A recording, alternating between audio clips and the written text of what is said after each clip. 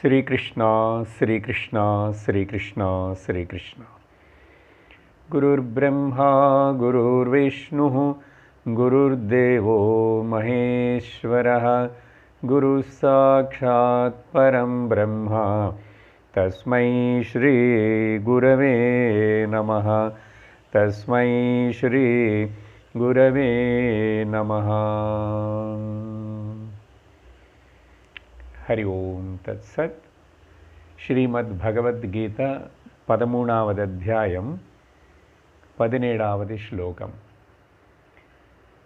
ज्योतिषामपि तज्ज्योतिः तमसः परमुच्यते ज्ञानं ज्ञेयं ज्ञानगम्यं हृदि सर्वस्य विष्ठितम्।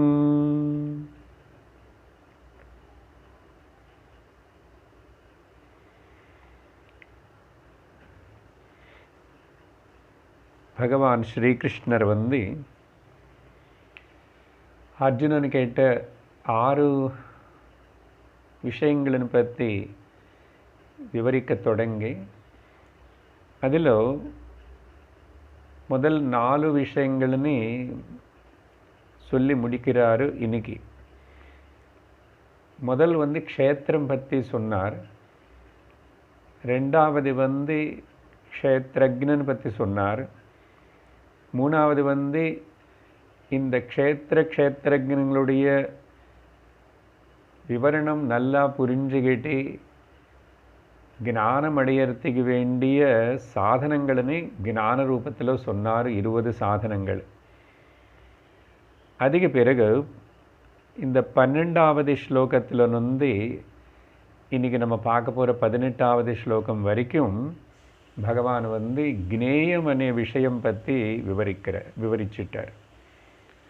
அந்த விஷயத்தை விவரிக்கும்போது க்ஷேத்திரம் அப்படினது காணப்படுற சர்வம் ஜகத் மொத்தம்னு சொல்லும்போது பிரம்மமே க்ஷேத்ரஜ்ஞனே சத் ரூபத்தில் பாஹ்யமாக எல்லா இடத்திலும் இருக்காருன்னு சொல்லும்போது ஆகாயம் பற்றி நம்ம ரொம்ப விசாரணை பண்ணியிருக்கோம் சத்ரூபமாக. இப்போது பிரகாசத்தினு உதாரணமாக வச்சுட்டு அந்த பிரம்மம் சித்ரூபம் கூட அப்படின்னு சொல்லும்போது அப்படின்னா க்ஷேத்ரஜ்ஞனுக்கே இன்னொரு விதமாக விவரிக்கிறதுக்கு இந்த ஞேயம் அనే விஷயம். அப்போது இந்த 17வது ஸ்லோகத்தில் நம்ம சில கருத்துக்கள் பார்த்திருக்கோம். இன்னும் கொஞ்சம் அதை பற்றி விஷயம் தெரிஞ்சுக்கிறோம். ஆத்மைவ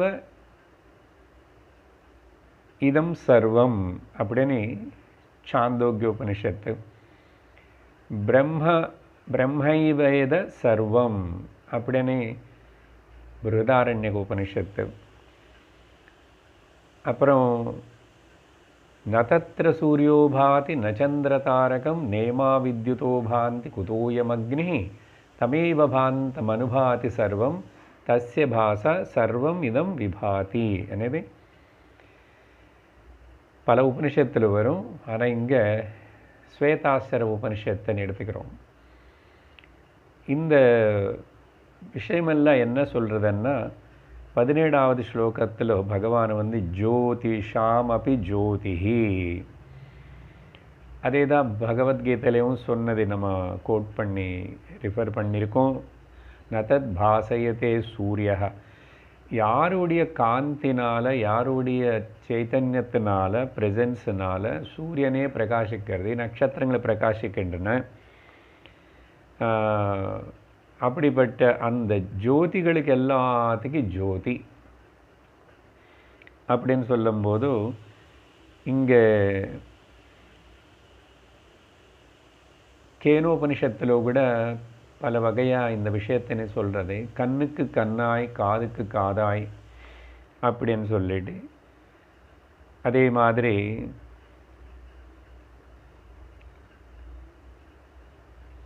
சந்தியாவந்தனத்தில் அகமர்ஷண ஸ்லோகம்னு சொல்லப்படுற ஸ்லோகத்தில் கூட நான் இதெல்லாம் எதுக்கு ரிஃபர் பண்ணுறேன்னா ஜோதி அనే வார்த்தை జ్యోతి అనేది ஒரு வெளிச்சமாக இருந்தால் தான் ஜோதின்னு இல்லை அந்த வெளிச்சத்தினை பார்க்கறதுக்கு இருக்கிற கண்ணு பார்வை பேர் ஜோதி அதனால காதுக்கு பின்னாடி இருந்து என்ன கேட்கறதுக்கு சக்தி இருக்கோ அது ஜோதி அப்போது பார்க்குற ஜோதி கேட்குற ஜோதி பேசுகிற ஜோதி மணக்கிற ஜோதி ஸ்பர்சிக்கிற ஜோதி எல்லாமே ஜோதி தான் ஜோதின்னா எது இருக்கின்றதுனால பின்னாடி இந்த இதோடைய தியோதனாத் இதெல்லாம் ஜோதியாக தெரிஞ்சுக்கிறது பிரகாசிக்க செய்கிறது ஸோ ஒன்று தான் சுயமாக பிரகாசிச்சுட்டு இருந்து எல்லாத்தையும் பிரகாசிக்க செய்யக்கூடிய சக்தி இருந்து அதுக்கு பேர் ஜோதி அப்போ அந்த சந்தியாவந்தனத்திலோ அகமர்ஷண சூக்தத்திலோ ஸ்தோத்திரத்திலோ సూక్తంలో ఆర్ద్రం జ్వలతి జ్యోతిరహమస్మి అహమేవాహమస్మి అహం బ్రహ్మాహమస్మి అని சொல்லிடத்துல ஜோதி வார்த்தை ஆர்திரம் ஜுவலதி ஜோதிரஹமஸ்மி ஆர்திரம் ஜோதினா ஈரமான நெருப்பமா அது எப்படி நெருப்பு ஈரமாக இருக்குமன்னா அந்த சாந்தி ஸ்வரூபமான ஆத்ம ஜோதினை பற்றி சொல்லும்போது ஆர்திரம் அப்படின்னா திரவமாக திரவிச்சிட்டு இருக்கிற திரவமாக இருக்கிற ஈரமாக இருக்கிறன்னு அர்த்தம் அதே மாதிரி பார்க்கப்படுறவனுக்கு அப்பாற்பட்டதை பார்க்குறவனும் பார்க்கப்படுறது எல்லாத்துக்கும் மேலே அப்பாற்பட்டவனாக தான் இருக்கான் எப்போவுமே அதனால தான் சொன்னோம் கேனோபனிஷத்து கண்ணுக்கு கண்ணு செவி காதுக்கு காது அப்படின்னு அதே மாதிரி நாராயண சூக்தத்தில் கூட நம்ம நாராயணப்பரோ ஜோதிராத்மா நாராயணப்பரஹ ஆத்மா ஜோதி நாராயண இந்த மூணு வார்த்தைகளும் ஒரே அர்த்தம்தான் குறிக்கிறது ஆனால் வெளியிலும் நாராயணனே ஒரு ரூபம் கொடுத்து சகுண ரூபமாக உபாசனை செய்கிறவனை புரியறதுக்காக அந்த நாராயணன் இருக்கணும் நாரமனே சப்தத்துக்கு அர்த்தம் ஞானம் ஞானம் అనేది ஜோதி எது பிரகாசிக்க செய்கிறதோ எல்லாத்தினையும் அந்த சுத்த ஞானம் நாராயண ஜோதி அதுதான் ஆப்னோதி ஆத்மா சர்வத்திர வியாபிச்சு இருக்கிறது அதனால் இந்த ஜோதி அనే வார்த்தை பல வகையில் ஞானஜோதி ஆத்மஜோதி அந்தர்ஜோதி அதே மாதிரி బృహదారణ్యకోపనిషత్తులో ஒரு அத்தியாயம் ஒரு பிராமணமே இருக்குது அதுக்கு பேர் ஜோதிர் பிராமணம் பார்த்தீங்களா இத்தனை இடத்துல அந்த ஜோதி அనే வார்த்தை ஆனால் நம்ம சாதாரணமாக நினைக்கிற ஒரு விளக்கு அந்த மாதிரி நெருப்பு அப்படி நினச்சிக்கக்கூடாது அக்னேனி அதனால் இந்த ஜோதினி தெரிஞ்சுக்கிறது இது பிரம்மம் அதனால் பிரம்மம்னு தெரிஞ்சுக்கிறதுக்கு ஒருக்காகவும் ட்ரை பண்ணாது நீ ட்ரை பண்ணால் பிரம்மம்னு தெரிஞ்சுக்க முடியாது ஏன்னா ட்ரை பண்ணுற நீதான் பிரம்மம் அதனால் இந்த நோயர் பிரம்மம்னு தெரிஞ்சுக்கணும் அப்படின்னு நினைக்கிற நீதான் பிரம்மம் அப்படி ஒன்று நீ எப்படி தெரிஞ்சுக்கணும் ஒன்றும் தெரிஞ்சுக்க வேண்டியது சும்மா இரு அவ்வளோதான் அதனால் எல்லாமே இந்த ஜோதி அர்த்தத்தில் அப்படி வருது அப்படின்னா அல்டிமேட் ஆத்மா ஜோதி கடைசியாக ஒரே இன்னொரு உதாரணம் சொல்கிறேன் சங்கராச்சாரிய பகவான் ஏகஸ்லோகியனே ஒன்று எழுதியிருக்கார் அது ஒரு சிஷ்யனுக்கு அவருக்கு நடுவில் நடக்கிற சம்வாதம் மாதிரி இருக்கும் ஒரு ஸ்லோகமே அதோடைய சாராம்சம் சொல்கிறேன் என்னன்னா அது கிம் ஜோதி ஸ்தவ பானுமான ஹனி ஹனி அப்படி ஆரம்பிக்கிறது எப்படின்னா எதனால் உனக்கு எல்லாமே தெரியறது அப்படின்னு கேட்டால் பகல் ஏதோ சூரியனோட வெளிச்சம் இருக்கிறதுனால நான் என்ன தெரிஞ்சுக்கிறேன் அண்ணா சரி அப்போ ராத்திரி சமயத்தில் எப்படி தெரிஞ்சுக்கிறேன்னு கேட்டார் சங்கரர் ராத்திரி சமயத்தில் அந்த சந்திரனுடைய காந்தி நட்சத்திரங்களோட காந்தி இருக்கிறதுனால சிலதெல்லாம் தெரியும் அப்படின்னார் இல்லைன்னா ஏதோ அக்னினை ஏற்றிட்டா தெரியும் விளக்கு அது எதுவுமே இல்லை வச்சுக்கோ. அமாவாஸ்யா இருக்கு, எந்த விளக்கு இல்லை, நட்சத்திரங்கள் நாலு மட்டும் அமாவாஸ்யை. முக்கியமாக பௌர்ணமி இருந்தால் தெரியும், அங்கெங்கில் கொஞ்சம் ரோடு தெரியும், மரம் தெரியும். அப்படி இருட்டாக இருந்துச்சுன்னா, கனமாக சுத்த இருட்டாக இருந்தால் அப்போ எப்படி பார்க்குறேன்னா, அப்போது நான் அப்போது ஒன்றும் பார்க்கலை. அப்போது பார்க்கறதுக்கு இன்னுமே இல்லை, இருட்டுன்னு தான் பார்க்குறேன்னா. அப்போ இருட்டு எப்படி பார்க்குறேன்னா, என்னுடைய அது இருட்டு இருக்கே அங்கேனேது உனக்கு எப்படி தெரியுறதுன்னா, எனக்கு தெரியறதே, நானும் தெரிஞ்சுக்கிறேன். அப்போ அந்த நானே ஜோதி தான் பிரம்மம், அதுதான் நித்திய ஜோதி అని சொல்லிட்டு தெரிஞ்சுக்கிட்டானே குருன்னு சொல்லிட்டு அந்த ஏக ஸ்லோகி இல்லை பகவான் சங்கரது அந்த அர்த்தம் சொல்லும். அங்கேயும் ஜோதி விஷயந்தான். சரி, இதெல்லாம் மனசில் வச்சுக்கிட்டு பகவான் அந்த ஸ்லோகம் முடிச்சுட்டு, இது உன்னோட ஹிருதயத்திலோ நீயாவாதான் இருக்கு அப்படின்னு சொல்லிட்டு அந்த க்னேயம் விஷயத்தை சொல்லி முடித்து 18வது ஓகே. இந்த ஸ்லோகம் 17 இதே மாதிரி அந்த க்ஷேத்திரக்ன சர்வக்ஷேத்ரே க்ஷேத்திரக்னம் சாப்பி மாம் வித்தி சர்வக்ஷேத்ரேஷு பாரதான்னு சொன்னதே, அது சத்ரூபமாக எல்லா இடத்துல இருக்கன்னே சொல்கிற ஒரு மகா வாக்கியமாக பாவிச்சுக்கணும். அதே மாதிரி இந்த 17ல் ஜோதிஷாமபி தஜ்ஜோதிஹி தமசா பரம் உச்சதே, இருட்டுன்னு கூட பார்க்குற தெரிஞ்சிக்கக்கூடிய ஜோதி இதுன்னு சொல்லும்போது இங்கே சித் ரூபமாக தெரிஞ்சுக்கணும். புரிஞ்சுதா? ஸோ அப்படின்னு அங்கே சத்து, இங்கே சித்து, சதேவ சிது சிதேவ சத்தனை ரெண்டுமே ஒன்றாகிறது. அப்புறம் இந்த மாதிரி இது ரெண்டு மகா வாக்கியங்கள் மாதிரி சச்சித், அப்புறம் ஆனந்தம் தான் இருக்குது. இப்போது இந்த விஷயத்தினை கன்க்ளூட் பண்ணுற மாதிரி ஒரு முடிவாக வைண்டப் பண்ணுற மாதிரி இந்த விஷயத்தில் 18வது ஸ்லோகத்தில் பகவான் கன்க்ளூட் பண்ணுறார் இந்த க்னேயம் விஷயம். இதி க்ஷேத்ரம் ததா ஞானம் க்னேயம் சோக்தம் சமாசதः மத்பக்த ஏதத்விக்ஞாய மத்பாவோ மத்பாவாயோபபத்யதே. கன்க்ளூஷன் அப்படின்னு கூட இல்லாமல் இப்போ வரைக்கும் நான் என்னென்ன பேசியிருக்கேன் அர்ஜுனா, நான் உனக்கிட்ட என்னென்ன சொல்லியிருக்கேன் ஞாபகப்படுத்தட்டுமா? நீ கேட்ட 6ல் 4 பற்றி சொல்லியிருக்கேன். ஆனால் நீ கேட்ட ஆர்டரில் நான் சொல்லலை. நான் என்ன சௌரியத்துக்கு ஒரு ஆர்டர்னு மாற்றிக்கிட்டு பேசியிருக்கேன். என்னென்ன இது இந்த விதமாக நானும் க்ஷேத்திரம் அப்புறம் ஞானம் பற்றியும் க்னேயம் பற்றியும் ததா சமாசதா ச உக்தம், ரொம்ப சுருக்கமாக தான் நான் சம்க்ஷிப்தமாக தான் சொல்லியிருக்கேன் உனக்கு. சரியா? ஏன் சார் எத்தனை ஸ்லோகங்கள் இருக்கேன்னா, இது எத்தனை ஸ்லோகங்கள் ரொம்ப கொஞ்சம் தான் சுருக்கி தான் சொல்லியிருக்கேன்னு கிருஷ்ண பரமாத்மாக்கு இன்னும் திருப்தியாக இல்லை இல்லையா?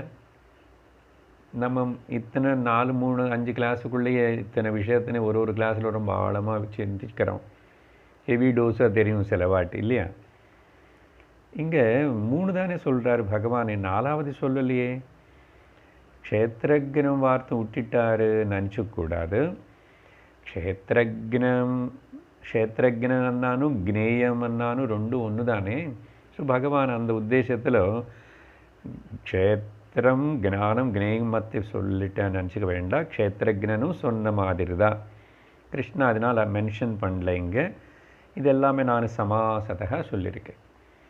இது இந்த விதமாக யார் நான் சொன்னது கரெக்டாக கேட்குறாங்களோ அந்த கேட்குறவங்கள் தான் என்னுடைய பக்தர்கள். கீழே 2வது வரியிலோ மத் பக்தா. இப்போ பார்த்தீங்களா, பக்தா అనేది நம்ம 12வது பக்தி யோகம் 12வது அத்தியாயத்தில் பார்த்துட்டு வந்தோம். இப்போ இங்கே திரும்பி 20 குணங்கள்னு பார்த்தோம். இதெல்லாம் இருக்கணும். இதெல்லாம் நான் சொன்னது ஒழுங்காக கேட்குறவன் என்னோட பக்தன். வேறு எதுவுமே சொல்லலை. அந்த வேஷமும் இந்த வேஷமும் இந்த விதமான மாலை போட்டுக்கிறது, அவனாக இருக்கிறது, இந்த ஆசிரமவாசியா அந்த ஆசிரமவாசியா வர்ணம் எதுவுமே சொல்லலை பகவான். இந்த விதமாக யாரையத்தை ஏதத் விக்னாய, இது இந்த விதமாக நான் சொன்னது இப்படி புரிஞ்சுக்கிட்டு அவன் இப்படி இருந்தா இது மத் பக்தா, அப்போதான் அவன் என்னோட பக்தன் ஆயிடுவான். மத் பக்தன்னு பக்தனுக்கு பல வாட்டி பல பல இடத்துல அர்த்தம் சொல்லிகிட்டே வந்துட்டுருக்குறோம். ஏகாந்த பக்தி, அன்கண்டிஷ்னல் லவ், அப்படி இதெல்லாம். இங்கே இந்த இடத்துல சங்கரர் என்ன சொல்கிறாருன்னா, பக்தன்னா எப்படிப்பட்ட ஒரு வேற்றுமை பார்க்காதவன் பக்தன். எந்த வெறும் வேற்றுமை பார்க்கல. அப்படின்னா எல்லா இடத்துலையும் பஷ்யன் ஸ்ருண்வன் ஸ்பிருஷன் ஜிக்ரன், சாப்பிட்றது செய்ய கேட்கும்போது, சாப்பிடும்போது, நடக்கும்போது, உட்காரும்போது, தூங்கும்போது எல்லாமே அந்த ஈஸ்வரன் தான் நான் பகவான் தான் இருக்காரனே பாவத்தோட பகவானே தான் இதெல்லாம் செய்கிறார், இதெல்லாம் பகவான் தானே. சர்வத்திலையும் சர்வ காரியங்களுக்குள்ளேயும் சர்வ வஸ்துகளுக்குள்ளேயும் பகவத் பாவனை, பகவானுடைய சிந்தனை, அந்த பார்வை யாருக்கு இருக்கின்றனதோ அவனு பக்தனும். சரியா? அது நல்லா அண்டர்லைன் பண்ணிக்கணும் இந்த இடத்துல. மத் பக்தா ஞானம் பற்றி பேசிகிட்டு இருக்கிறார் பகவானும். இப்போதான் அந்த ஞேயம் అనేది சத்தியம் பரபிரம்மம் பற்றி விவரிச்சாச்சு. இங்கே பக்தி அనే பாவனையும் கொண்டு வராருன்னா, ஆமாம், யாருக்கு பக்தி இருக்கின்றனதோ அவனுக்கு தான் ஞானம் வரும். யாருக்கு ஞானம் வந்ததோ அவனுக்கு பக்தி இருந்திருக்கணும். அப்புறம் லோகத்தில் ஞானிகள் எல்லாருமே பக்தாளில் தான் இருக்கும். ஆனால் எல்லா பக்தனுக்கு ஞானம் வந்துச்சுன்னு சொல்ல முடியாது. அப்படின்னா ஞானத்துக்காக இந்த மாதிரி இப்போ பகவத்கீதை இவ்வளவு அத்தியாயங்கள் இவ்வளோ விஸ்தாரமாக கேட்குறோமா, அப்போ தான் நம்ம நிஜமான பக்தாள் ஆகிறோம். ஏன்னா நமக்கு ஞானம் கூட பக்தியோட ஞானமும் வந்துச்சு. அதனால் ஞானத்தோட கூடின பக்தி தான் பரிபூர்ணமான பக்தி. பக்தியோட கூடியிருக்கிற ஞானந்தான் பூர்ணம். அதனால ஆனால் ஒரே ஒரு வித்தியாசம், ஞானம் இல்லாமல் பக்தாள் இருக்கலாம், ஆனால் பக்தி இல்லாமல் ஞானிகள் இருக்க மாட்டான். இது ரெண்டுத்துமே ஜாக்கிரதை புரிஞ்சுக்கணும். அதனால் மத் பக்தா என்னுடைய மேலே மட்டும் இல்லை, இந்த பக்தன் இது சர்வத்திர சமதர்சனம் అనేది இருந்தால் கூட சர்வம் வாசுதேவமயமனே பாவிக்கிறது. அது மட்டும் இல்லாமல் இந்த விஷயத்தின் என்னை பற்றி இந்த சர்வம் வாசுதேவமயம் இதெல்லாம் யார் சொல்லி கொடுத்தா உனக்கு யார் புரிய வச்சா? குரு என்ன வச்சுக்கிட்டு சொல்கிறாரு? என்னுடைய வாக்கியங்கள் தான், என்னுடைய ஸ்ருதி சாஸ்திரம் பகவத்கீதை வச்சு. அப்போது என்ன மேலே எவ்வளோ உனக்கு பக்தி இருக்கின்றதோ அந்தளவுக்கு அதே பக்தி உனக்கு குரு மேலேயும் குரு சொல்கிற வாக்கியங்கள் மேலேயும் இருக்கணும். சரியா? அங்கே எந்த ஒரு சந்தேகமே இருக்கக்கூடாது. இப்படி யாருக்கு இருக்கின்றதோ அவனு தான் மத் பக்தா. அப்படிப்பட்டவன் தான் என்னாகும்? ஏதத் விக்னாய, நான் சொன்னதெல்லாம் இப்படி தெரிஞ்சுக்கிட்டு என்னோடய பக்தனுக்கு பகவத்கீதா கிளாஸுக்கு உங்களை பற்றி தான் சொல்கிறார் பகவான். நம்ம எல்லாருமே பாராட்டி சொல்கிறார், பக்தர்களை பகவத்கீதை நல்லா கேட்டிருக்கீங்க இல்லையா? அதனால் நீங்கள் எல்லாரும் இப்போது உண்மையான என்னோட பக்தர்கள். ஏதத் விக்னாய மத்பாவாய உபபத்யதே. மத்பாவம் அப்படின்னு சொன்னால் ஈஸ்வர பாவம். அப்படி என்ன அர்த்தம்? என்ன? நானும் அவங்க ரெண்டு வேறு இல்லை, ஜீவ ஈஸ்வரர்கள் ஒன்றுன்னு தெரிஞ்சுட்டு மொத்தம் பிரம்மம் மட்டும்தான் சத்தியம்னு தெரிஞ்சுக்கிற அந்த ஈஸ்வர பாவம்னு என்ன? ஈஸ்வரன் வேறு நான் வேறு இல்லை, பிரம்மம் வேறு ஈஸ்வரன் வேறு நான் வேறு இல்லை, மொத்தம் பிரம்மமே தான். அப்படின்னா இது என்ன அர்த்தம்? மத்பாவம்னா மோட்சம் அடைகிறாங்க. அப்படின்னா அஜ்ஞானத்தில் நிவೃತ್ತಿ ஏற்பட்டது, அவங்களுக்கு சம்சார நிவೃತ್ತಿ ஏற்பட்டது, சாந்தி ஏற்பட்டது. அப்படிப்பட்ட அவதிக்கு பேரும் மோட்சம், மத்பாவம்.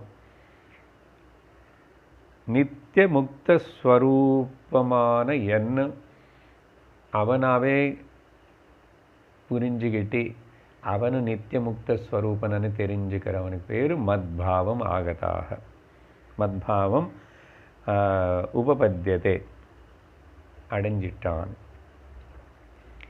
இந்த மத்பாவம் அనే வார்த்தை ஜாகிரதை எடுத்துக்கலன்னு இப்போது பக்தி சாஸ்திரத்தில் இந்த பகவத்கீதா கிருஷ்ணா பக்தி, கிருஷ்ணன் தான் கடவுள்னு சொல்ல ஒரு ஆர்கனைசேஷன்ஸ் அதெல்லாம் இருக்குல்ல, அவங்கள அப்போது மத்பாவமாகத்தான் கிருஷ்ணன் மாதிரி ஆக்ட் பண்ணுறது, கிருஷ்ணன் மாதிரி ராசலீலை பண்ணுற மாதிரி, ராதா கூட இருந்து டான்ஸ் பண்ணுற மாதிரி, இன்னொரு ஆணானோ பெண்ணானானோ அவங்களுக்கு பக்கத்தில் அப்படி டான்ஸ் ஆடுறது, மத்பாவம், கிருஷ்ண பாவம் வர்றது, ராதா பாவம் வர்றது, அதெல்லாம் ஓகே பக்தியிலோ எந்த எமோஷனல் லெவல் ஓன்லி. ஆனால் பகவான் இங்கே சொன்ன பாருங்க, இந்த வார்த்தனை ஜாகிரதை எடுத்துக்கலன்னு அதை அப்படி இன்டர்பிரேட் பண்ணி, ஸோ பக்தன்னு சொன்னால் அப்போது யாருக்கு அப்படிப்பட்ட பாவம் அவன் டான்ஸ் ஆடினாதான் பக்தனும், இல்லை இந்த மாதிரி அந்த கிருஷ்ண பாவத்தினை காட்டணும், ஃப்ளூட்டு வாசிக்கிற மாதிரி, கோபி கூட டான்ஸ் ஆடுற மாதிரி. அதனால தான் அந்த பக்தி பிரவாகம் பரம்பரையில் எல்லோரும் அந்த மாதிரி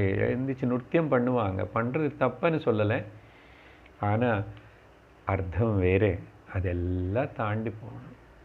அதெல்லாம் இன்னும் கிருஷ்ணன் வேறே நான் வேறே அనే பாவம் இருக்குல்ல, ஈஸ்வரன் வேறே நான் வேறே அనే பாவம், அந்த வேற்றுமையில் தாண்டி வந்தவனுக்கு பேர் தான் மத்பாவம் உபபத்தியதே அப்படின்னு புரிஞ்சுக்கணும். ஸோ இதோட பகவான் இந்த 18வது ஸ்லோகத்தோட கினேயம் அనే விஷயத்தின்னு சொல்லி அங்கே ஜஸ்ட் இப்போ கன்க்ளூட் பண்ணிட்டார். கினேயம் மட்டும் இல்லை, இப்போ வரைக்கும் பேசின விஷயம் எல்லாத்தையும் கன்சாலிடேட் பண்ணி சொல்லிட்டார். ஆனால் இதில் அந்த 2வது வரி ரொம்ப முக்கியம். மத்பக்தனாக இருக்கிறவன் இவனு தான் என்னோட பக்தன், இவனு தான் அந்த ஞானத்தினை அடைஞ்சி நான் அவனு ஒன்னானே ஐக்கிய ஞானம் ஏற்படும். அந்த உபனிஷத்துடைய பரம அர்த்தத்தோ கூடியிருக்கிற தத்துவமசி மகா வாக்கியத்தினை இவன் உணர்ந்துறான். அப்போ அகம் பிரம்மாஸ்மி அனி கிளைம் பண்ணக்கூடிய நிலைக்கு வந்தால் அதுதான் மத்பாவம் உபபத்தியதேன்னு அர்த்தம். அதுக்கு பிறகு இப்போது 19வது ஸ்லோகம். பிரகிருதிம் புருஷம் சைவ வித்யநாதி உபாவபி விகாராம்ச குணாம்சைவ வித்தி பிரகிருதி சம்பவான். இங்கே 19வது ஸ்லோகத்திலிருந்து தொடங்கி 22 ஸ்லோகங்கள் வரைக்கும் 23 கூட எடுத்துக்கலாம், அங்கே கன்க்ளூட் மாதிரி. அந்த அடுத்த 2 இன்னும் மிச்சம் இருக்கிற வார்த்தைகள் பிரகிருதி புருஷா, இது பற்றி பகவான் விவரிக்க தொடங்குகிறாரு. ஆக்சுவலி பிரகிருதி புருஷானே இது க்ஷேத்திரம் க்ஷேத்திரஜ்ஞம் தான், சரியா? அப்புறம் க்ஷேத்திரஜ்ஞேன தான் க்னேயம் ஆல்சோ. அன்றைக்கி சொன்னமில்லை ஆரம்பத்தில்னே, ஆரத்தினு சுருக்கிட்ட 3ஆவே பண்ணிக்கலாம். ஆனால் கிருஷ்ணா இது சேம் தானே, அப்போ எதுக்கு திரும்பி எக்ஸ்பிளைன் பண்ணுறாரே? ஏன்னா பிரகிருதி என்ன க்ஷேத்திரமாக இருந்தால் கூட, புருஷனா க்ஷேத்திரஜனாக இருந்தால் கூட, இங்கே இப்போது எக்ஸ்பிளைன் பண்ணி நமக்கு புரிய வைக்கிற விதானம் கொஞ்சம் வித்தியாசமாக இருக்கும். எந்த வகையில்? வெஷ்டி லெவலில் இந்த சரீரம் க்ஷேத்திரம், க்ஷேத்திரஜ்ஞன் இந்த அந்த ஒரு தனிப்பட்ட சரீரத்தில் இருக்கிற ஒரு ஜீவ சைத்தன்யம் சாட்சி அப்படின்னு வெஷ்டி லெவலில் சொல்லப்பட்டிருக்கு. இப்போ அதே சமஷ்டி சமஷ்டி லெவலில் மொத்தம் சொல்லும் போது அதுக்கு கொஞ்சம் வார்த்தை மாற்ற வேண்டியிருக்கு. வெஷ்டி லெவலில் எது க்ஷேத்திரம்னு சொல்கிறோமோ அப்படி க்ஷேத்திரம்னா நீங்கள் அன்றைக்கி எல்லான்னு கூட சொல்லிட்டீங்களே அப்படியும் சொல்லலாம்.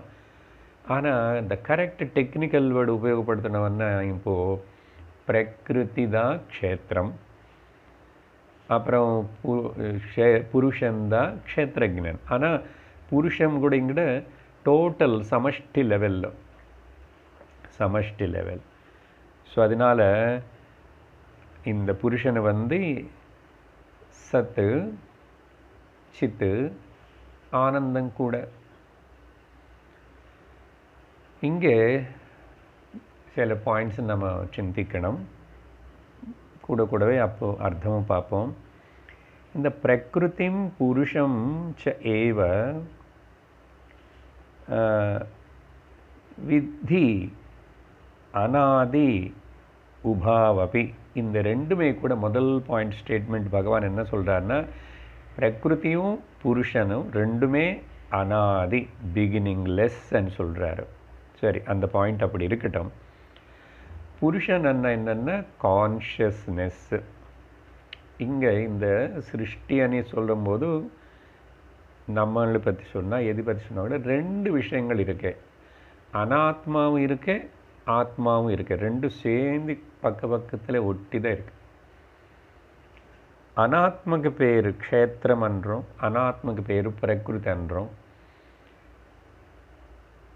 புருஷனுக்கு க்ஷேத்திரஜ்ஞன் என்றோம், இதுக்கு ஆத்மா என்றோம். சரியா? இந்த புருஷன் வந்து யாருனாலேய எப்போ ஒரு சமயத்தில் உருவாக்கப்பட்ட அவர் இல்லை. இந்த கான்ஷியஸ்னஸ் புருஷானங்க கான்ஷியஸ்னஸ். அதனால தான் பகவான் சொல்கிறாரு அநாதி அநாதி. ஆனால் இந்த மாடர்ன் சயின்ஸு என்ன சொல்கிறதுன்னா, ஒரு பெரிய பிக் பேங் தியரின்னு சொல்லுவான் இல்லையா, எவல்யூஷனில் பிக் பேங் ஒரு பெரிய சப்தம் வந்தது. அதுக்கப்புறம் கான்ஷியஸ்னஸ் சைத்தன்யம் உருவாயிடுச்சு. அப்போதான் சைத்தன்யம் உடைய இருப்புதல் கேம் இன்டு எக்ஸிஸ்டன்ஸ் அப்படின்னு சொல்லுவான். ஆனால் வேதாந்த பரமாக நம்ம அதை ஒத்துக்கலை. என்ன கான்ஷியஸ்னஸ் தான் இருக்கு எப்பவுமே அனாதி. அதனால் சிருஷ்டி செய்யப்பட்டது అనేది கூட நம்ம ஒத்துக்கிறது இல்லை. ஆனால் சிருஷ்டி అనేది அன்மேனிஃபெஸ்டை மேனிஃபெஸ்ட் ஆகிறது, அதுதான் ஒத்துக்கிறோம். அப்புறம் ஸோ புருஷன் வந்து கிரியேட் பண்ண பொருள் இல்லை, அதனால் அனாதி இருக்கு. அப்போது பிரகிருதி பற்றி என்ன? பிரகிருதி என்ன? மாயா சகிதம். மாயக்கு இன்னொரு வார்த்தை பிரகிருதி. மேனிஃபெஸ்டட். ஓகே, இந்த மேனிஃபெஸ்டட் பிரகிருதிக்கு இன்னொரு பேர் என்ன சொல்லி, இந்த உலகம் மொத்தத்துக்கு பீஜம் பிரகிருதின்னு சொல்லலாம். உலகம் மொத்தத்துக்கு பீஜம். ஏன்னா பீஜம்னா சீடு. எதில் வந்து இந்த உலகம் வந்துச்சுன்னு சொன்னால் பிரகிருத்திலிருந்து வந்தது. சரியா? அதனால தான் பிரகிருத்தின்னா என்ன சொன்ன, சீடு தான். ஒரு unmanifested potential power of the Brahman. அது மேனிஃபெஸ்ட் ஆகும், அன்மேனிஃபெஸ்ட் ஆகும். அது அப்போது எப்பவுமே இருக்கு. அன்மேனிஃபெஸ்ட் ஃபார்மில் இருந்தாலும் பொட்டென்ஷியலில் இருக்கிறதுனால அதையும் அனாதி தான். அதனால் பிரகிருதி புருஷன் ரெண்டுமே செப்பரேட் பண்ணவே முடியாது. ஆனால் இதில் யார் மேலே யார் ஆதாரப்பட்டு இருக்காங்கன்னு புரிஞ்சுக்கணும். இந்த ரெண்டுத்தில் நான் யாருன்னு புரிஞ்சுக்கணும். நான் புருஷனா, நான் பிரகிருதியா. பிரகிருதிக்கு சம்பந்தப்பட்ட பாடி மைண்ட் காம்ப்ளெக்ஸ்ன்னு உபயோகப்படுத்திட்டு இருந்தால் கூட நானும் இந்த பாடி மைண்ட் காம்ப்ளெக்ஸ் இல்லாமல் நான் இருக்கலாம். இது பல வகையாக சிந்திச்சிட்டோம். இன்றைக்கி சில பாயிண்ட்ஸ்னு நம்ம புரிஞ்சுக்கிறோம். சாந்தோக்கியோபனிஷத்தில் இந்த பிரகிருதி என்ன ஒரு கொட்டை பீஜம்னு சொன்னோமா, அந்த ஸ்டூடெண்ட்டுக்கு குரு இந்த சத்துன்னு பற்றி பிரம்மன்னு பற்றி சொல்கிறதுக்காக முதல்ல சதேவ சௌமிய இதமக்ர ஆசீத்தன்னு சொல்லி அப்புறம்தான் மகா வாக்கிய உபதேசம் பண்ணணும். ஆனால் அவனுக்கு புரியறதுக்கு முன்னாடி பல உதாரணங்கள் திருஷ்டாந்தங்களை கொடுத்துட்டு ப்ராக்டிக்கல் அவன் வச்சு எக்ஸ்பெரிமெண்ட் பண்ண வச்சுறான். அதில் ஒரு எக்ஸ்பெரிமெண்ட்டு என்னன்னா பிரயோகம், ஒரு ஆலமரத்துடைய ஒரு பழத்தை ஒரு காயின்னு பழம் கொண்டு வந்ததுக்கப்புறம் அதினை உடைக்க சொன்னார். ஓகே, கட்டியாக இருந்தாலும் காயாக இருந்தால் கூட உடைச்சிட்டான். உடைச்சதுக்கப்புறம் உள்ள என்ன பார்க்குறேன்னு கேட்டார். கேட்டால் சின்ன சின்ன சின்ன சின்ன குட்டி குட்டி குட்டி கடுகு மாதிரி பீஜங்கள் இருக்கு. அதில் ஒன்று எடுன்னார். அது ஒன்று எடுத்துட்டு அதையும் கல் வச்சு எல்லாம் அடிச்சிட்டார்.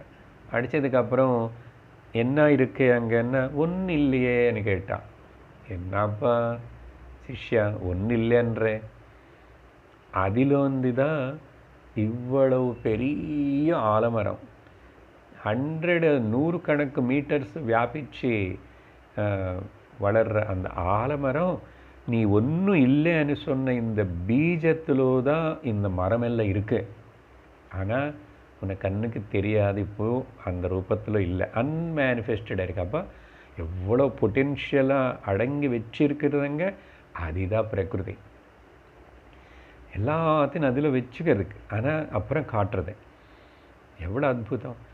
இது ஆராய்ச்சி பண்ணி இந்த ஒரு சின்ன ஆலமரம் கொட்டை பற்றி இப்படி சொல்லும்போதும் இந்த கேலக்சிஸு, மில்கி வேஸு, அப்புறம் நட்சத்திர மண்டலங்கள், ஒரு கேலக்சியிலும் so many millions ஆஃப் நட்சத்திரங்கள் இருக்காமா. ஒரு நட்சத்திரம் ஒரு சூரியனாமா. அந்த ஒரு நட்சத்திரத்தினை சுற்றி அநேக இதே மாதிரி பூமி இருக்கலாம், அநேக கிரகங்கள் இருக்கு, சுற்றிட்டுருக்கு. அங்கங்கே ஒரு சூரிய மண்டலம் இருக்கு, எத்தனையோ இருக்கு.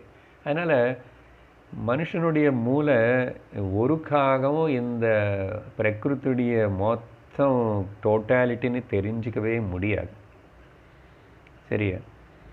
அதனால் இதுக்கு என்ன மாடர்ன் சயின்ஸ் என்ன சொல்லுவேன்னா, இந்த பொட்டென்ஷியலாக பீஜத்தில் இருக்கு, அன்மேனிஃபெஸ்டடாக இருக்குன்னு அவங்களும் ஒத்துக்கிறாங்க. எந்த விதத்தில்னா அப்புறம் ஒத்துக்கும் போது என்ன டிஃப்ரெண்ட்டாக சொல்கிறேன் நிதானமாக. சயின்ஸுக்கு டார்வினுடைய எவல்யூஷன் தியரிக்கு வேதாந்தம் சொல்கிறதுக்கு என்ன வித்தியாசம்? இது என்ன சொல்லுவாங்கன்னா சிங்குலாரிட்டி. ஒன்றாக ஒரு சின்ன பிசுராக தான் காணப்படுறது, ஒன்றும் டிஃபரன்ஸே இல்லை. அப்படிப்பட்ட ஒரு சிங்குலாரிட்டின்னா ஒரே ஒரு ஸ்திதி, மொத்தம் ஒன்றாவாக தான் இருக்கு. எப்படி இவ்வளவு களிமண் கொண்டு குவையன்னு கூவையாக வச்சுட்டு அது உருண்டை பண்ணி தண்ணி போட்டு அப்படி பால் மாதிரி பண்ணியிருக்கும் போதும் சிங்குலாரிட்டி ஒன்றா தான் இருக்கு.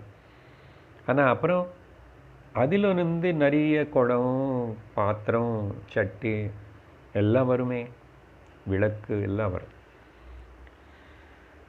சிங்குலாரிட்டி என்ன அர்த்தம்? பொட்டென்ஷியல் ஃபார்ம்னு அர்த்தம்.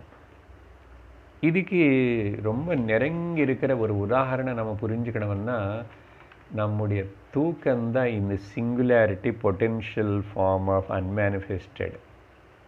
தூக்கத்தில் பாருங்கோ, சர்வம் இவ்வளோ பெரிய உலகம் எனக்கு என்னென்ன தெரியறதோ அத்தனை இன்ஃபர்மேஷனும் அத்தனை விஷயங்களும் நானும் என்னோடய சரீரத்தோட புலங்களோட மனசோட சேர்ந்து மொத்தம் ஒன்றா எங்கோ போய் அடங்கிறது, மறைஞ்சு போகிறது அப்படின்னு சொன்னால், ஸோ இது ஒரு மனிதனுக்கு தெரிகிற ஒரு அனுபவம். அப்போ அது மைக்ரோ லெவலில் இந்த அன்மேனிஃபெஸ்டன் என்ன, மேனிஃபெஸ்டன் என்ன, அடங்கி இருக்கிறது என்னன்னு, வியக்தமாகிறது என்னன்னு இது புரியுறதா? தூக்கம் எக்ஸாம்பிள் எடுத்துக்கிட்டால் ஒரு தனிப்பட்ட மனுஷனுக்கு மைக்ரோ லெவலில். ஆனால் இது இப்போது மொத்தம் டோட்டல் மேக்ரோ சமஷ்டி லெவலில் சிந்திக்கணும். அதுதானே சொன்னோம் இப்போ ஆரம்பத்தில் பிரகிருதி புருஷனை பற்றி பேசும்போதும், வெஷ்டி சமஷ்டி, சமஷ்டி மொத்தம் தான் பிரகிருத்தின்னு சிந்திக்கணும். அப்போது எப்படி தூக்கத்தில் நமக்கு ஆகிறதோ மொத்தம் டோட்டலாக ஈஸ்வரனுடைய, ஓகே, ஈஸ்வரன் டோட்டலுக்கு பேர் ஈஸ்வரன், அவ்வளோதான். இண்டிவிஜுவலுக்கு ஜீவன் பேர். அங்கே மொத்தம் அப்படியே அவர் தூக்கத்தில் எல்லாம் அன்மேனிஃபெஸ்ட் ஆகிறது, எல்லாம் திரும்பி மேனிஃபெஸ்ட் ஆகிறது. அப்படினால என்ன சொல்லணும், இந்த பிரகிருதி ஆர் புருஷா, இதனால் இந்த ரெண்டுமே எங்கேருந்து வந்துச்சு, வேர் ஃப்ரம் திஸ் பிரகிருதி புருஷா ஹேஸ் கம் அనే கேள்வி கேட்டால் அது தப்பு. அந்த கேள்வியே தப்பு. எங்கேருந்து வரலை, எப்பவுமே இருக்கு.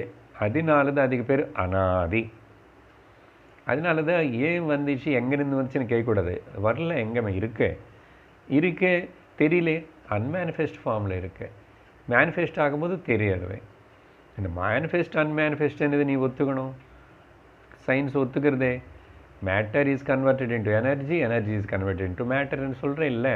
அதான் இப்போது இன்னும் கொஞ்சம் இந்த பிரகிருதி சிருஷ்டி எவல்யூஷன் అని வரும்போது modern science Darwin evolution theory வந்து இந்த பிரகிருதியுடைய எவல்யூஷன் எல்லாம் அவங்க சொல்கிறான். ஆனால் அவன் சொல்கிறதெல்லாம் நம்ம ஏற்றுக்கிறது இல்லை. சரி, எவால்வ் ஆகிடுது. எவால்வ்னா மேனிஃபெஸ்ட் ஆகிடுது. ஆனால் அவர் சொன்னது குரங்கு மனிதனாக ஆயிட்டானேது நம்ம ஒத்துக்கிறது இல்லை. நம்ம என்ன சொல்கிறோன்னா மனுஷனே குரங்கு ஆகிருக்கோம். அது எப்படி சார்ன்னு சொல்கிறோம் பாருங்கள். ஸோ அவங்க வந்து பிரகிருதி எவால்வ் ஆகிடுதனேது அவங்களும் ஒத்துக்கிறோம், வேதாந்தம் ஒத்துக்கிறோம். ஆனால் இந்த பிரகிருதி எவால்வ் ஆகும்போது ஏன் இத்தனை வேற்றுமை?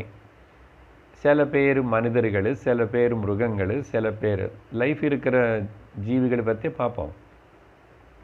சிலது குரங்கு, பறவை, இப்படி ஏன் இந்த வித்தியாசம் வேற்றுமை இருக்குன்னா அதுக்கு சயின்ஸுக்கு பதில் இல்லை. சயின்ஸ் பதில் சொல்ல முடியாது. அது டார்வின் சித்தாந்தம் கூட ஒரு மங்கி பற்றி பேசுகிறேன். வாட் அபவுட் தி பறவை? அவன் என்னன்ற அமீபா சிங்கிள்னு வந்து வந்தாச்சுன்னா அப்படி என்ன திரும்பி பேக்குக்கு போகுமா என்ன? ஏன்னா அவங்க ஒத்துக்காத ஒரு பாயிண்ட்டு வேதாந்தம். எவல்யூஷன், பிரகிருதி எவல்யூஷன் ஒத்துக்கிறோம். த லா ஆஃப் நேச்சுரல் லாஸ்ன்னு ஒத்துக்கிறோம். கூடவே த லா ஆஃப் கர்மா. இப்போது மனிதனி குரங்காய்ச்சின்னு சொன்னான் இல்லையா? ஏன் இவன் செஞ்ச கர்மத்தினால அதுக்கு தகுந்த மாதிரி குரங்கு சரீரம் வரலாம். குரங்கு சரீரத்திலிருந்து திரும்பி அது எல்லாம் முடித்ததுக்கப்புறம் திரும்பி மனுஷ சரீரத்துக்கு வரலாம். இப்படி எந்த சரீரமாவது இந்த ஜீவன் அப்படி இப்படி வரும். எதனால, ஆன் வாட் பேசிஸ் அப்படின்னு சொன்னால் அதுக்கு வேதாந்தம் மட்டும் சொல்லும். நம்ம Indian Vedant karma philosophy, the law of karma, the law of karma. அப்போது நம்ம பிரகிருதியுடைய லாஸ்ன்னு எடுத்துக்கிறோம். Law of karma determinance. இது அந்த டார்வினோ மாடர்ன் தியரியை எடுத்துக்க முடியுது. ஏன்னா அவங்களுக்கு அதில் க்ளூ எங்கேயுமே தெரியாது. கர்மான்னு எதுனா கண்ணுக்கு காணப்படலை, அது பலமே எப்படி? அதுக்கு பிரமாணம் நமக்கு வேதம். வேதம் நம்ம நம்புகிறோம். அதனால் இப்போ இந்த லா ஆஃப் பிரகிருதி, ரெண்டு லாஸ்ன்னு பற்றி சொல்லிட்டுருவோம். த லா ஆஃப் பிரகிருதி అనేది வந்து சாமானிய காரணம். எல்லா சரீரங்களும் பஞ்சமகாபூதங்கள் தான். எல்லா மரமும் பஞ்சமகாபூதத்துடைய காம்பினேஷன் தான். இது எல்லாமே சாமானிய காரணம். அது எவால்வ் ஆகிடுச்சு அப்படி. ஓகே, மாறிட்டே இருக்கும். அப்புறம் வேறு வேறு கிரகங்கள், லோகங்கள் மாற்றம் இருக்குது, எவால்வ் ஆகிட்டுருக்கு. குறையிறது, ஜாஸ்தி ஆகிறது, இப்படி எல்லாம் வருது. டிஸ்ட்ராக்ட் ஆகிறது, திரும்பி கலைந்து போகிறது, இதெல்லாம் ஒத்துக்கிட்டோம். இதுக்கு பேர் என்ன? சாமான்யமாக காரணம். அப்படின்னா குரங்கு உடம்பு வரத்துக்கு நம்ம இந்த உடம்புக்கு பயாலஜிக்கலாக உள்ள வந்து இதெல்லாம் அந்த பார்த்திங்கன்னா மெயின் காம்பினேஷன்ஸ் எல்லாம் பஞ்சமகாபூதங்கள் தான். பஞ்ச மகாபூதங்கள் தான். ஆனால் இன்னொன்று என்னென்னா, ஸோ த லா ஆஃப் கர்மன்னு இருக்குல்ல, அது வந்து விசேஷ காரணமாகிறது. விசேஷமாக இல்லைன்னு ஏன் சின்ன குழந்தை பிறந்த போது அவ்வளோ துக்கப்படணும், அவ்வளோ கஷ்டப்படணும், அவ்வளோ வியாதியோட சஃபர் ஆகணும்? இப்படியெல்லாம் பார்க்கும்போது அதுக்கு ரீசன் சாஸ்திரம் சொன்னது இது ஒன்று தான் நம்ம ஏற்றுக்கணும். த law of karma is the விசேஷ காரணம். முக்கியமில்லை அது. ஏன் சில பேர் சஃபர் ஆகுறாங்க, ஏன் சில பேர் இப்படி இருக்காங்க, ஏன் சில பேர் அழகாக இருக்காங்க, சில பேர் ஏன் குறிப்பியாக இருக்காங்க, இதெல்லாம் டிஃபரன்சஸ் இருக்குல்ல. இது விசேஷ காரணம். இது கர்மா. அந்தந்த ஜீவனை போன ஜென்மத்தில் செஞ்சு அந்த கர்ம தான் டிட்டர்மைன் பண்ணுறதுன்னு தெரிஞ்சுக்கணும். அதனால இந்த டிஃபரன்சஸ் பாடிஸ் எதனால எல்லாரும் பிரகிருத்திலேருந்து எவால்வ் ஆகினப்போ ஏன் ஒரே மாதிரி இல்லை? அது எப்படி சார் மரமும் மனுஷன் ஒரு மாதிரி? மரம் மனுஷனை பற்றி சொல்லுவேன். மனிதர்கள் எல்லாரும் ஒரு மாதிரி இருக்கலாம் இல்லையா? ஏன் அந்த வித்தியாசங்கள்? அதனால அதுக்கு நம்ம சொல்கிறது வேதாந்தம் சாஸ்திரம் கர்மதா காரணம். அதனால அப்படின்னு புரிஞ்சுக்கணும். அது சொல்கிறார். இப்போ பகவான் அது சொல்லி இப்போ என்ன பேசிட்டோம் இப்போ வரைக்கும்? நம்ம பிரகிருதி புருஷானே இது ரெண்டு இருக்கு. இது ரெண்டுமே கூட அனாதி உபாவபி உபௌவபி உபாவபி ஆயிடுது. இந்த ரெண்டுமே அனாதின்னு தெரிஞ்சுக்கணும். எட்டர்னல். அனாதின்னா எட்டர்னல்ன்றது எப்பவுமே இருக்கு. இதில் பிரகிருதி பற்றி முதல்ல சொல்கிறார் பகவானும். விகாராம்ச குணாம்ச ஏவ வித்தி பிரகிருதி சம்பவான். இந்த பிரகிருத்திலும் இருக்கிற விகாரங்கள் அண்டு பல விதமான குணங்கள். இது நான் சிம்பிளாக சொல்கிறேன் 3 வார்த்தையில். விகாராம்சன்னா பல ப்ராடக்ட்ஸு, பல வகையான variety of creation. Okay, variety இருக்குல்ல. தெர் இஸ் ஸோ மச், என்ன சொல்லுவோம் பொதுவாக, there is so much variety, there is so much beauty, there is so much novelty. ஆனால் ஒன்றே ஒன்று இல்லைன்னு சொன்னோம் இல்லையா? ஸ்டெபிலிட்டி மட்டும் இல்லை. அதையும் தெரிஞ்சுக்கணும். சரி, விகாராம்சன்னா பல பல வகையான ரூபங்கள், வர்ணங்கள், வெரைட்டி. அது எதுனா இப்போ ப்ராடக்ட்ஸ்ன்னு சொல்லலாம் இல்லையா? ஆல் த ப்ராடக்ட்ஸ்ன்னு சொல்லலாம். அப்புறம் குணான்ஸ் செய்வ. குணான்னு சொன்னால் அந்தந்த ஒரு ப்ராடக்ட்டுக்கு ஒரு தனிப்பட்ட ப்ராப்பர்ட்டி இருக்கு. இப்போது கண்ணு ஒரு ப்ராடக்ட்டு. கண்ணுக்கு ஒரு ப்ராப்பர்ட்டி பார்க்கறதுனே. அந்த பார்க்கறதுனே ப்ராப்பர்ட்டி காதுக்கு இல்லை. காது எவ்வளோ முயற்சி பண்ணாலும் கூட பார்க்க முடியாது. இல்லை கண்ணு எவ்வளோ முயற்சி பண்ணாலும் கேட்க முடியாது. அதுக்கு அது தனியாக இருக்குது. ஸோ இந்த மாதிரி அதோடைய ப்ராப்பர்ட்டி. அப்புறம் அந்த ப்ராப்பர்ட்டி அந்த விசேஷனம் இருந்து அப்போ அது செய்கிற, அது செயல்படுற விதானம், பிரவர்த்தி கூட, ஃபங்க்ஷன்ஸ் கூட வேறு வேறு இருக்கும். அப்போது மொத்தம் 3 விஷயங்கள் இந்த 2 வார்த்தைகளும். விகாரம் குணம்னா products, properties and functions. Okay, இதெல்லாமே பிரகிருத்தியில் தான் உருவாயிடுதுன்னு சொல்கிறார். பிரகிருத்தியில் அப்படின்னு முதல்ல பிரகிருத்தின்னு பற்றி அதோடைய எவல்யூஷனை பற்றி பகவான் பேசுகிறார். அப்படின்னு 19வது ஸ்லோகத்தில் சொல்லி 20 காரியகரண கர்த்ருத்வே ஹேது பிரகிருதி ருச்சதே புருஷ சுக துக்கானாம் போக்திருத்வே ஹேது ருச்சதே. இதெல்லாமே டெக்னிக்கல் டேர்ம்ஸ் தான். நான் ரொம்ப சுருக்கி தான் கொஞ்சமாக புரிஞ்சுக்கிட்டே அப்படி போவோம். வேறு பல இடத்துல ரொம்ப எலாபரேட்டடாக டிஸ்கஷன் வந்தது இது எல்லாத்தையும் பற்றி. அதனால தான் இப்போ இங்கே சொல்கிறது கொஞ்சம் மட்டுமே எடுத்துக்கிட்டு நம்மளுடைய திருஷ்டி ஃபுல்லி எக்ஸ்பேண்ட் ஆகாது. மறுபடியும் கேட்கணும், பஞ்சதசி கேட்கணும், உபனிஷத்து கேட்கணும், வேறு விதமாக கேட்கணும், பிரகரண கிரந்தம் கேட்கணும். அப்படியெல்லாம் அந்தந்த இதெல்லாம் அங்கங்கே கேட்டு, ஏன்னா ஒரே இடத்துல ஒரே வாட்டின்னு இப்போ ஒரு காரியமான ஒரு வார்த்தை எடுத்துக்கிட்டால் 1 மாதம் பேசிகிட்டே இருக்கலாம். சாஸ்திரம் அந்தளவுக்கு டிஸ்கஸ் பண்ணி அனலைஸ் பண்ணி மீமாம்சம் பண்ணியிருக்க. சரி, காரியம் அண்ணா இங்கே இப்போது இந்த கான்டெக்ஸ்டில் இப்படி இம்மிடியட் நம்ம புரிஞ்சுக்க வேண்டியது ஸ்தூல சரீரம். ஸ்தூல சரீரம் பிரகிருத்தியில் எத்தனை சரீரங்கள் இருக்குது, எத்தனை ஜீவராசிகள் இல்லை, மொத்தம் கூட எடுத்துக்கோங்க, டோட்டல் காரியம். அப்போது உயிரில்லாதது கூட இருக்கு, சரி அது கூட எடுத்துக்கலாம், அதுக்கு அது ஒரு சரீரம் மாதிரி தானே. காரியம்னா இங்கே இந்த காணப்படுற எல்லா ஸ்தூலமான ரூபங்கள். ஆனால் நமக்கு கொஞ்சம் அந்தளவுக்கு எல்லாமே எடுத்துக்கிட்ட மரம் மலை எடுத்துகிட்டு இப்போ நம்ம புரிஞ்சுக்கிறது கஷ்டப்படக்கூடாது. நம்ம கிட்ட தானே வரணும், முக்கியமாக நம்மள்னு இப்போ நான் யாருன்னு தெரிஞ்சுக்கிறது தானே.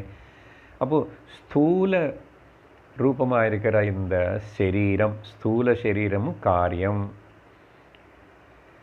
இந்த காரிய ரூபமாக இருக்கிற ஸ்தூல சரீரம் தானாக அது எப்படி ஃபங்க்ஷன் ஆகிறது, எது வச்சுட்டேன்னா அந்த கரணம் என்ன, கரணம் இல்லை இந்த கரணமனை இடத்துல சில புஸ்தகத்தில் காரணமனை படிக்கிறது கூட இது கொஞ்சம் வித்தியாசம் இருக்குது ரீடிங்கில். ரெண்டு அர்த்தம் சமன்வயப்படுத்திக்கலாம்.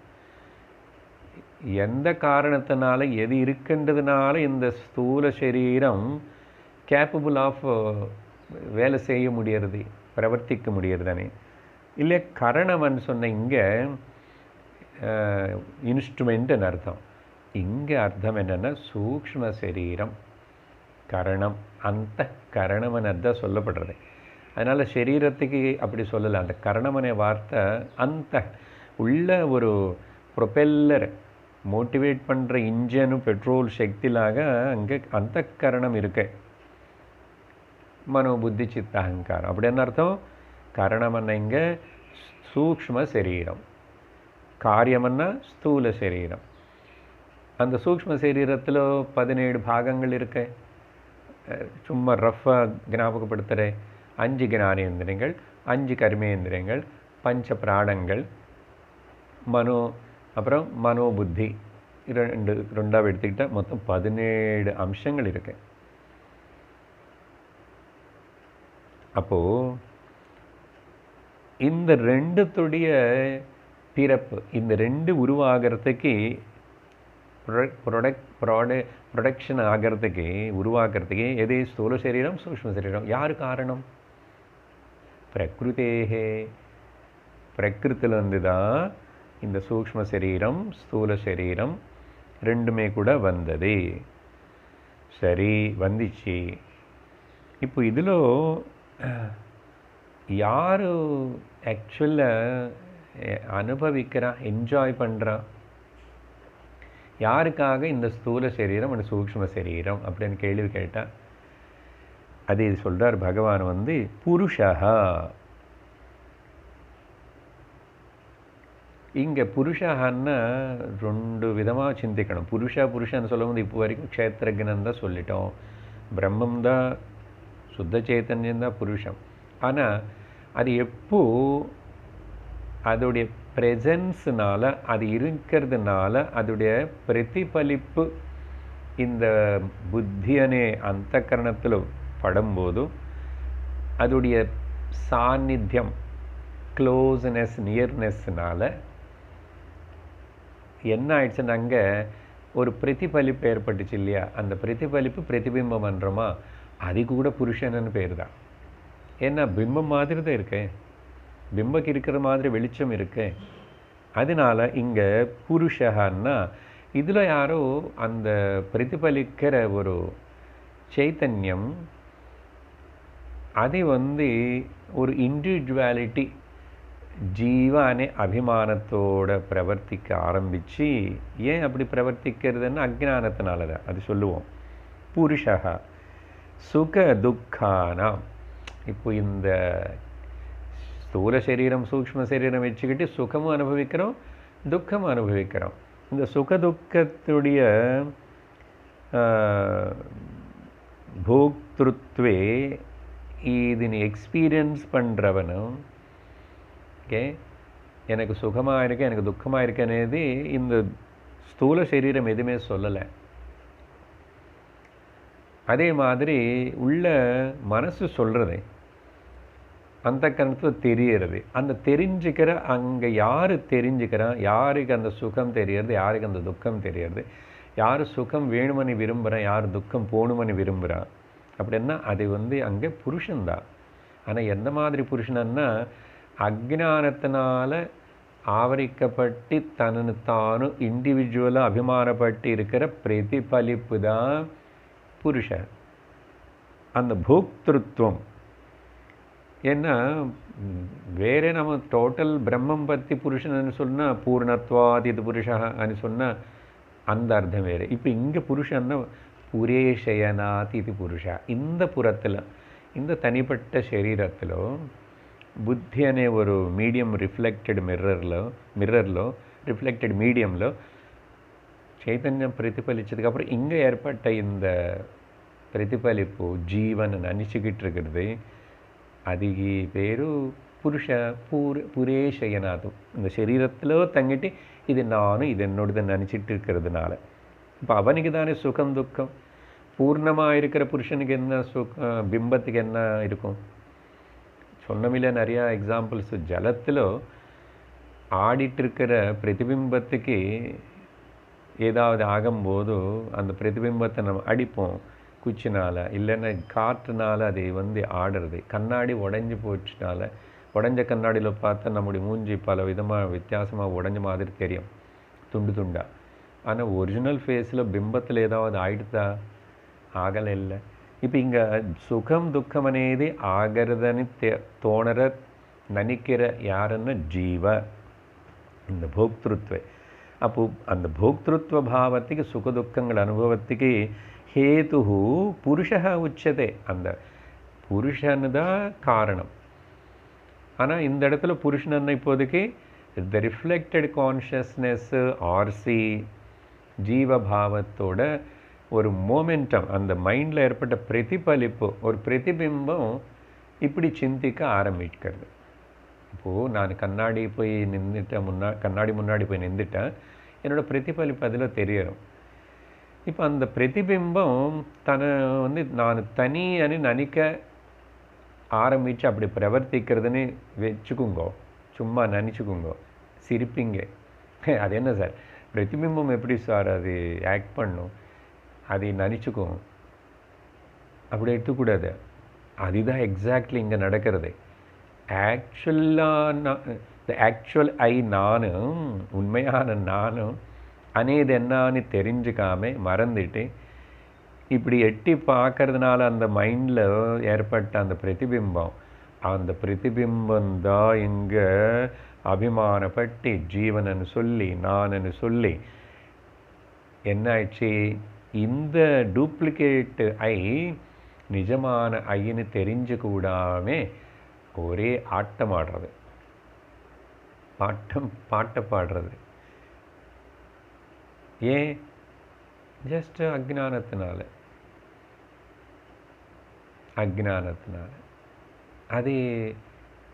அதுதான் சம்சார துக்கத்துக்கு எல்லாத்துக்கும் காரணம். அப்படி இருந்து இங்கே போக்திருத்வன்னு சொன்னால் ஜீவபா புருஷனா, அது நிஜமான புருஷன் எதுவுமே பண்ணல, not really doing any thing.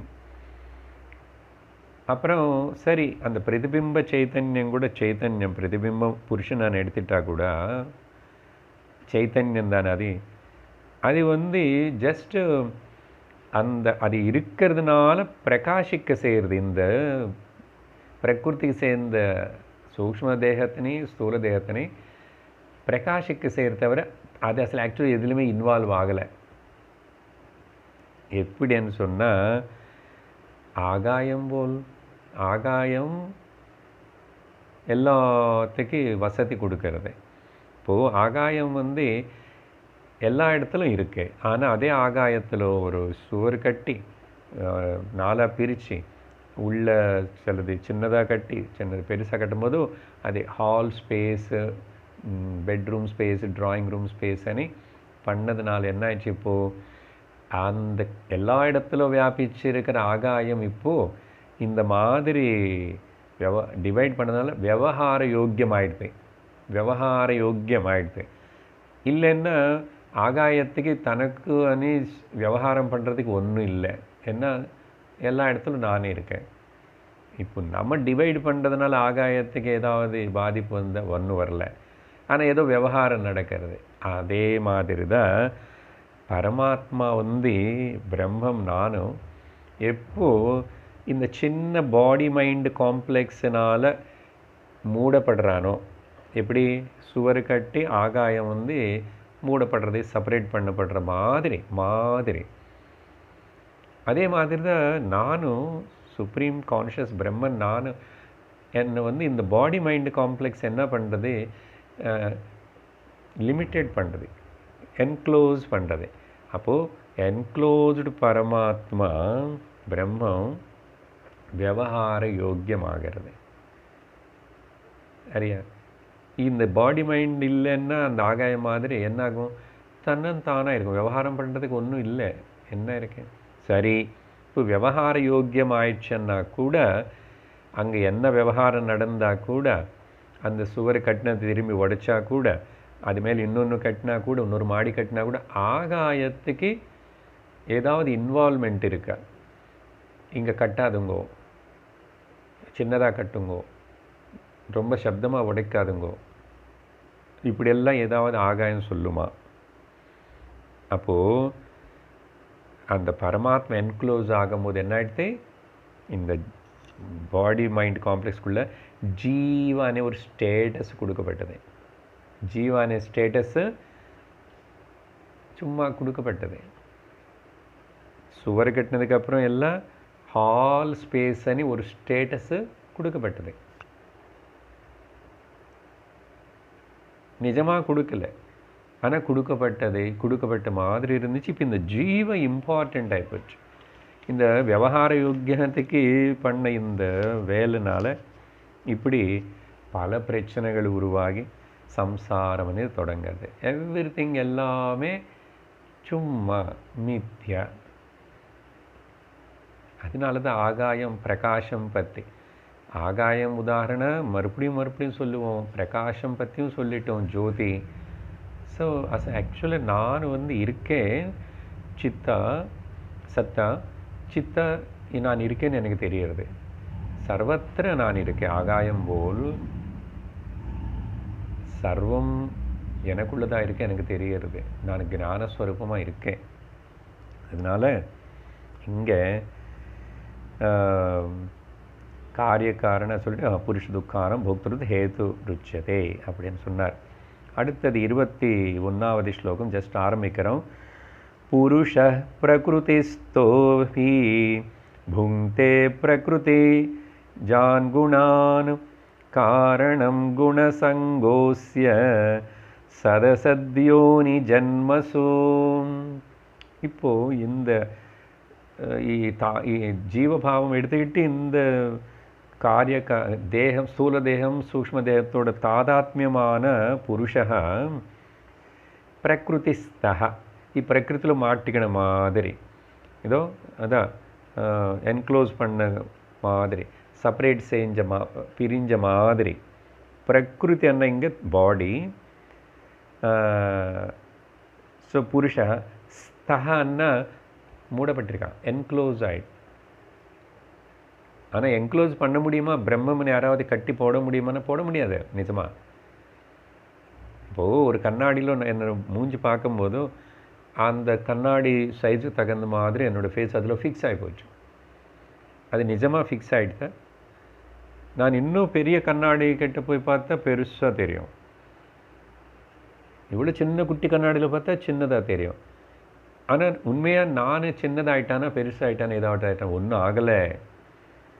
So புருஷா இந்த ரிஃப்ளெக்டட் கான்ஷியஸ்னஸ் ஒரிஜினல் இது பிரகிருதிக்கு சம்பந்தப்பட்ட இந்த சரீரம், சூக்ஷ்ம சரீரம், ஸ்தூல தேகத்தில் என்க்ளோஸ் செய்யப்பட்டது இருந்து உண்மையாக அது நிஜமாக இல்லைன்னா கூட இருக்கிற மாதிரி இருந்து புங்க்தே பிரகிருதி ஜான் குணான். இந்த பிரகிருத்தினால் அதோடைய 3 குணங்களினால் வர பல வித்தியாசங்களும் மாற்றங்கள் இதெல்லாத்தையும் புங்க்தே அனுபவிக்கிறான். யார்? நிஜமாக பிம்பம் அனுபவிக்கலை, ஒரிஜினல் கான்ஷியஸ்னஸ் அனுபவிக்கலை. ஏன்னா ஒரிஜினல் கான்ஷியஸ்னஸ் எதுவுமே செய்ய முடியாது, அது அகர்த்தா, அது அபோக்தா. அப்போ இங்கே ரிஃப்ளெக்டடான இந்த புருஷ மட்டும் புங்தே. இப்படி நான் கர்த்தா நான் போக்தான்னு சொல்லிட்டு இந்த பிரகிருதி குணான்னு அனுபவிச்சுட்டு இருக்கிற மாதிரி ஒரு தோற்றம், ஒரு அஜ்ஞானம் ஏற்பட்டதுனால இது என்ன ஆகிறது? காரணம் குணசங்கஸ்ய. இங்கே என்ன ஆயிடுச்சு? ஆக்சுவலி இது சாட்சியாக இருக்கிற புருஷனும் வேறே. ஓகே, இந்த ஆகாயம் சுவர் எல்லாம் சொன்னேன்னா இது இன்னொரு உதாரணம் சொல்கிறேன். இப்போது நெருப்பு, பொதுவாக என்ன வார்த்தை சென்டென்ஸ் உபயோகப்படுத்துகிறோம்? The fire burnt the paper. Okay, fire burns the paper. ஆனால் நிஜமாக ஃபயரு அதோடைய குணம் என்னமோ அது வச்சிருக்க. பேப்பரு ஃபயரு கிட்ட வந்து விழுந்தா நெருப்புடைய ப்ரெசன்ஸில் பேப்பர் பர்ன் ஆகிருக்கு. இந்த presence of the fire the paper gets பர்ன்ட்னு சொல்லணும், சரியா? அதனால் ஃபயரு வந்து பேப்பர்னு எரிச்சிச்சேன்னு சொல்லக்கூடாது.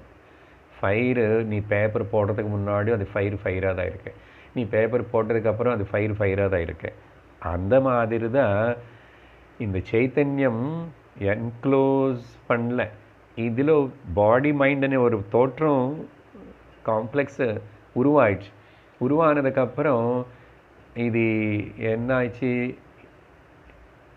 கான்ஷியஸ்னஸுடைய ஒரு பிரதிபிம்பத்தினை சைத்தன்யத்தை பாரோ பண்ணிக்கிட்டு வேலை செய்ய தொடங்குறது. அதனால் ஆக்சுவலாக அகர்த்தாவாக இருக்கிற பிரம்மம் சுப்ரீம் கான்ஷியஸ்னஸ் ஆகாயம் போல் எதுவுமே பண்ணல.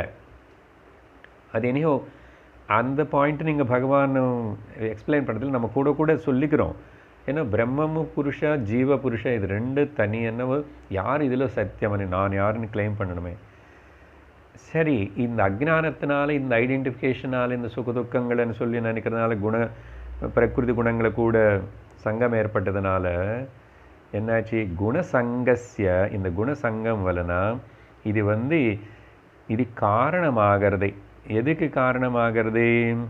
கிருஷ்ணா என்ன சொல்கிறாருன்னா, சம்சாரஸ்ய காரணம் குணசங்கः பவதி. சம்சாரஸ்ய காரணம் குணசங்கः பவதி. இது புரிஞ்சுக்கல, இது செப்பரேட் பண்ணி நான் ஒரிஜினலாக பிரம்மம் ஒரிஜினல் கான்ஷியஸ்னஸ்ன்னு நீ பிரிஞ்சு ஒன்று நீ கிளைம் பண்ணலன்னா, நீ ஒன்று கவனிச்சுக்கலன்னா இந்த சம்சாரம் எப்படிப்பட்ட சம்சாரம்? சத் யோனி அசத் யோனி ஜன்மசு. அப்படின்னா நல்ல சரீரம் சத்யோனி, ஓகே, நல்ல சரீரம் மனுஷ சரீரம் தேவதா சரீரம். அப்படி அசத் யோனின்னா கிருமிகீட்டகாதி ஜந்து சரீரம். இந்த மாதிரி ஜென்மங்களும் ஏற்பட்டுகிட்டே இருக்கும். எதனால? இந்த பிரகிருதி. ஆனால் பிரகிருதி மட்டும் செய்யுமா? அங்கே ஒரு ஆபாசம், ஒரு பிரதிபிம்பம், கான்ஷியஸ்னஸ் ரிஃப்ளெக்ட் ஆகி அது ஜீவபாவத்தினை உருவாக்கிக்கிட்டு, அப்போது நம்ம இந்த பிரகிருதி சம்சாரம் ஜென்ம மரணம் பந்தங்களிலிருந்து வெளியே வரணும்னா என்ன நானும் தெரிஞ்சுக்கணும். அதுதான் கன்க்ளூஷன் வரப்போகிறது. ஸோ இன்னைக்கு இதோட நிறுத்துகிறோம். மேலும் என்ன சொல்கிறாருன்னு அப்புறம் பார்ப்போம். ஓம் பூர்ணமதః பூர்ணமிதம் பூர்ணாத் பூர்ணமுதச்யதே பூர்ணஸ்ய பூர்ணமாதாய பூர்ணமேவாவசிஷ்யதே. ஓம் சாந்தி ஷாந்தி ஷாந்தி. ஹரி ஓம் ஸ்ரீ குருப்யோ நமः. ஹரி ஓம். ஹரி ஓம் தத்சத்.